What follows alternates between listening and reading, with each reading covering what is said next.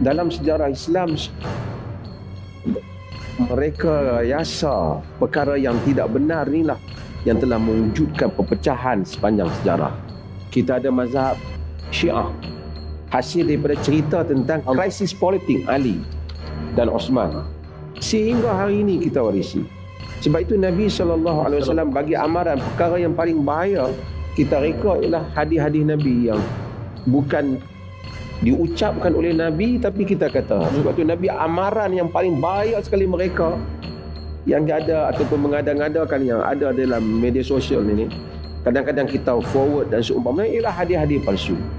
Sebab itu inna kadhiba alayya laysa ka kadhibin ala ahad man kadzaba alayya muta'ammidan falyatabawa maq'adahu minan nar. Dusta pada aku tak sama dusta pada orang lain. Siapa dusta pada aku dengan sengaja, siap tempat duduk dia dalam api neraka. Itu pendustaan ni lah, yang kerana hadis palsu ni lah menyebabkan banyak orang macam-macam tercetusnya perbalahan kerana munculnya ajaran yang berbagai-bagai bersandarkan kepada hadis yang tidak benar. Allah. Itu yang paling besar mereka pada Nabi sallallahu alaihi wasallam. Kemudian daripada rekaan itulah tercetusnya permusuhan. Adanya Khawarij, adanya Syiah berperang telah meragut nyawa ribuan orang pada zaman Ali bin Abi Thalib. Yang kerana hadis palsu ni lah menyebabkan banyak orang macam-macam tercetusnya perbalahan kerana munculnya ajaran yang berbagai-bagai bersandarkan kepada hadis yang tidak benar. Bismillahirrahmanirrahim. Dalam klip ini, Dr. Asri Zainul Abidin begitu lantang memfitnah Syiah dalam isu pemalsuan hadis dan perpecahan umat. Oleh itu, mari kita teliti aktiviti pemalsuan dan penyelewengan hadis di sepanjang sejarah.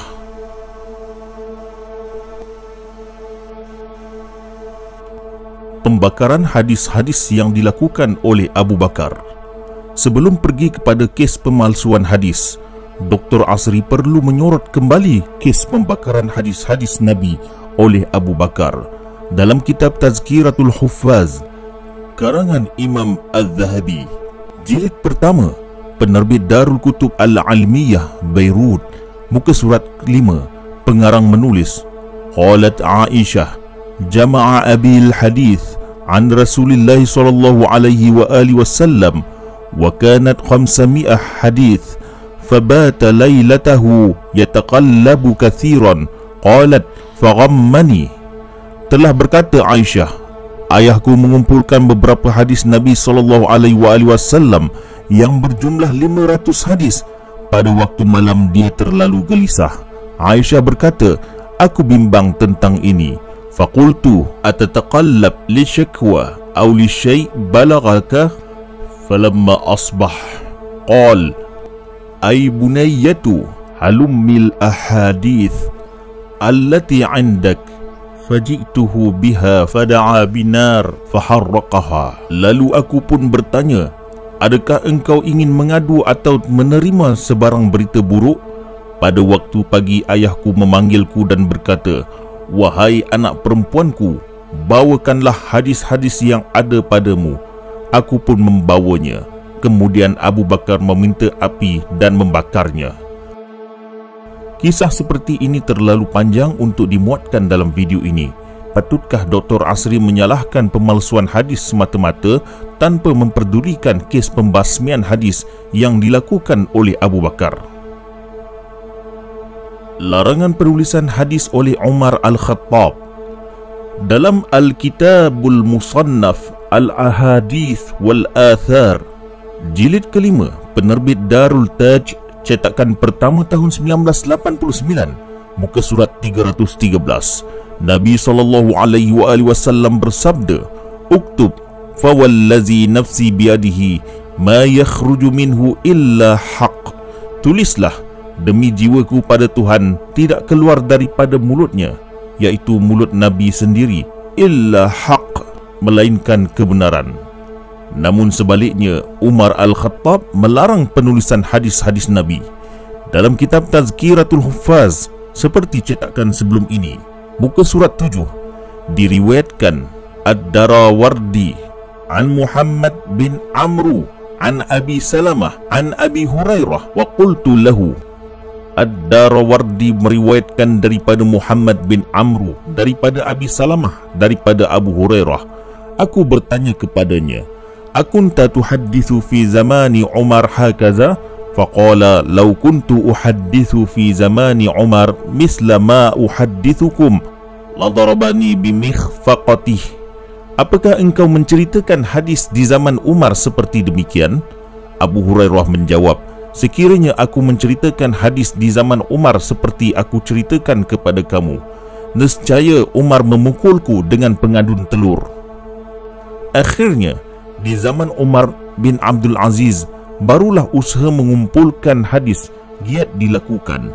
Dalam kitab Al-Athar Al-Waridah an Umar bin Abdul Aziz fil Aqidah, Jam'an wa Dirasah, karya Hayat bin Muhammad bin Jibril, jilid pertama, penerbit Al-Jami'ah Al-Islamiyah, cetakan pertama tahun 2002, muka surat 81. Diriwayatkan, kataba Umar bin Abdul Aziz ila al-afaqil unzuru hadith Rasulullah sallallahu alaihi wa alihi wasallam fajma'uhu wahfazuhu fa inni akhafu durusal ilmi wa zahabal ulama. Umar bin Abdul Aziz menulis kepada Afaq, carilah hadis-hadis Rasulullah sallallahu alaihi wasallam, maka himpunkanlah ia dan konservasilah ia. Sesungguhnya aku khawatir hilangnya pelajaran ilmu dan kehilangan ulama. Majoriti perawi thiqah Ahlussunnah tercela di dalam kitab Raf'ul Yadaini fi Shalah, karya Ibnu Qayyim Al-Jauziyah, penerbit Daru Alamil Fawaid, muka surat 240.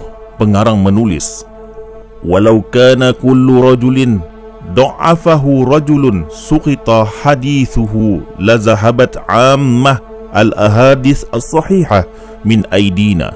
Sekiranya setiap rijal didaifkan oleh rijal yang lain, gugurlah hadisnya, nescaya hilanglah sejumlah besar hadis-hadis sahih dari tangan kita. Faqalla rajulun minas thiqat illa waqad takallam fihi akhar walam yusallim min ta'am. Maka sedikitlah rijal yang thiqah, melainkan ia dibicarakan mengenainya oleh orang lain dan tidak sejahtera dari celaan. Justru itu pengarang menceritakan majoriti rijal hadis Ahlussunnah dicela oleh rijal lain. Seseorang rijal menjadi thiqah dengan tidak memperdulikan celaan orang lain terhadapnya. Wa rijal as-sahihain qad jawazul qantarah fala iltifat ila kalamin man takallama fihim bima yaqtadi hadithuhum. Sedangkan rijal sahihain telah melepasi jambatan, tidak dipedulikan lagi terhadap orang yang berbicara tentang mereka dengan apa yang menyebabkan hadis mereka ditolak. Pemalsuan hadis-hadis di kalangan Ahlussunnah. Hadis palsu tentang Abu Bakar, Umar dan Muawiyah. Dalam kitab Lisan Al-Mizan, karangan Ibnu Hajar Al-Asqalani, jilid pertama, penerbit Maktab Al-Matbu'at Al-Islamiyah, cetakan pertama tahun 2002, muka surat 207.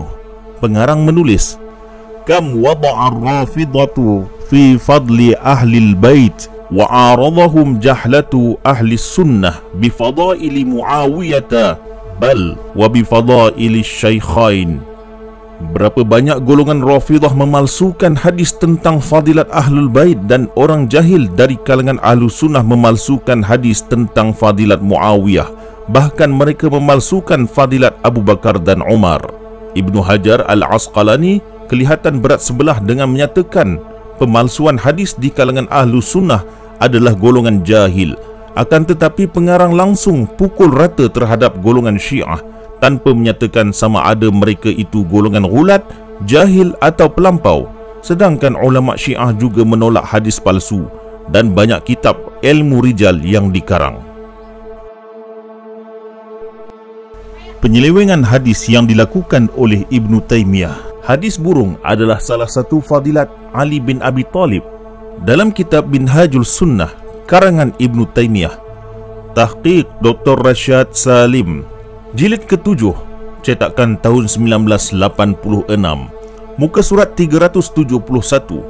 Dalam kitab ini, Ibn Taymiyah mengkritik hadis At-Tayr yang dinukilkan oleh ulama Syiah Allamah Al-Hilli. Ibn Taymiyah menyatakan, "Fa inna hadits At-Tayr lam yarwihi ahadun min ashabis sahih wala sahhahahu a'immatul hadis." Sesungguhnya hadis At-Tayr tidak diriwayatkan oleh seorang pun dari pengarang kitab sahih, dan ia tidak disahihkan oleh para imam hadis. Dalam muka surat berikutnya, Ibn Taymiyah menulis, "Wasu'ilal hakimu an hadis at-tayr faqala la yasih." Al-Hakim Al-Nishaburi ditanya tentang hadis burung, maka ia berkata tidak sahih. Dalam nota kakinya, pentahqiq mengungkap kebenaran dan menyatakan, "Zakartu fi at-ta'liq as-sabiqi kalam asy-Syaukani wa qawluhu anna al-Hakim sahhaha al-hadith."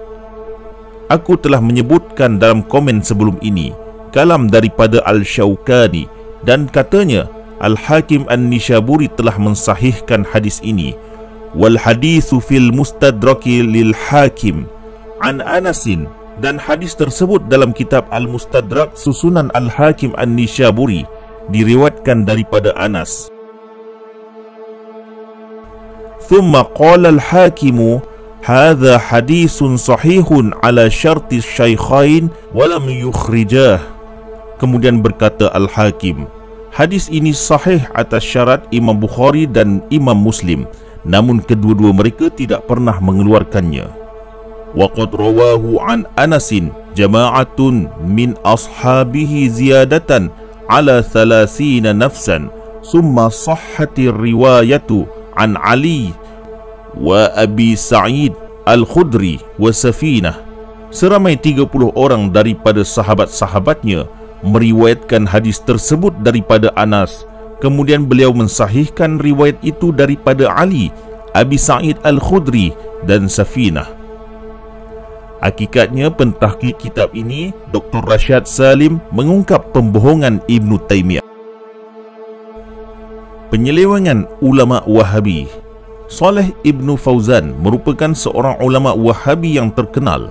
Dalam kitabnya yang berjudul Muhadaratu fil Aqidati wad Da'wah, jilid keempat, penerbit Dar Al-Asimah, muka surat 253, pengarang menulis, "Inni tarikun fikum ma in tamassaktum bihi lan tadillu ba'di kitaballah wa sunnati." Sesungguhnya aku tinggalkan kepada kamu yang jika kamu berpegang dengannya, nescaya kamu tidak sesat selama-lamanya setelahku, yaitu kitab Allah dan sunnahku. Dalam nota kaki, Saleh Ibn Fauzan menulis, "Rawahu Tirmizi." Diriwayatkan oleh Imam Al-Tirmizi dengan nombor hadis di sini 3788. Namun dalam kitab Al-Jami'ul Kabir atau Sunan At-Tirmizi jilid ke-6, cetakan pertama tahun 1996, muka surat 125, nombor hadis 3788 sebagaimana yang ditulis oleh Saleh bin Fauzan. Hadis yang diriwayatkan di sini ialah, "Inni tarikun fikum ma in tamassaktum bihi lan tadillu ba'di ahaduhuma a'zamu minnal akhar kitabullahi hablum mamdud minas sama'i ilal ardi wa itrati ahlu baiti."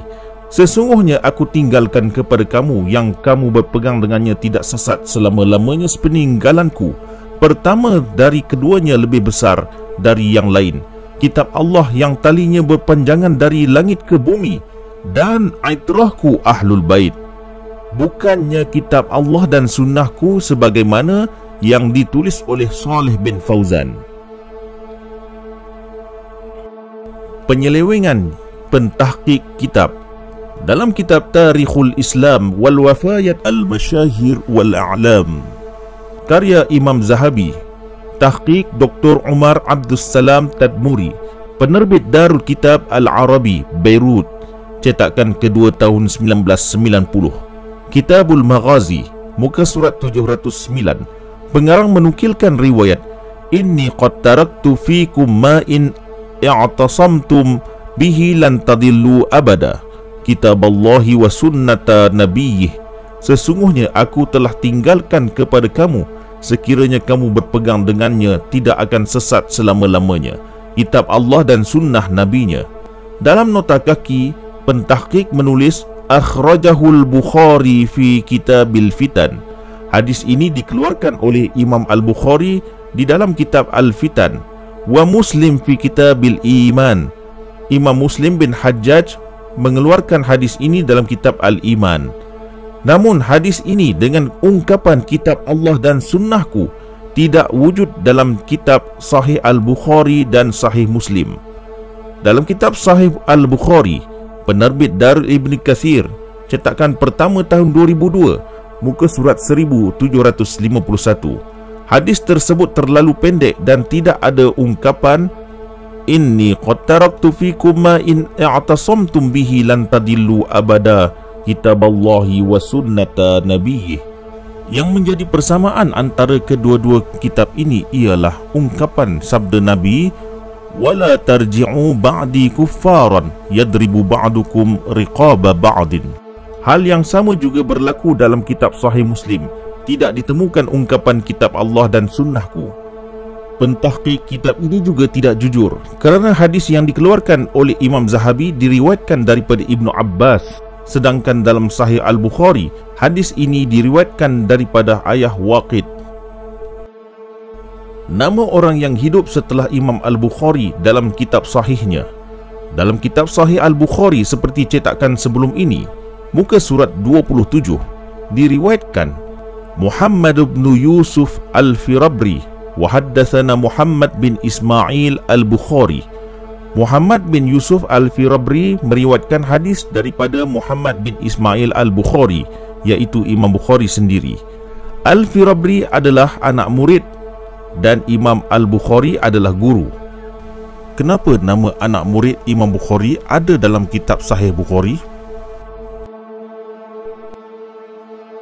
Dalam kitab Sahih Al-Bukhari, wahwa Al-Jami' Al-Mukhtasar min umuri Rasulillah wa sunanihi wa ayyamih, terbitan Darul Fiqh Lubnan, muka surat 175.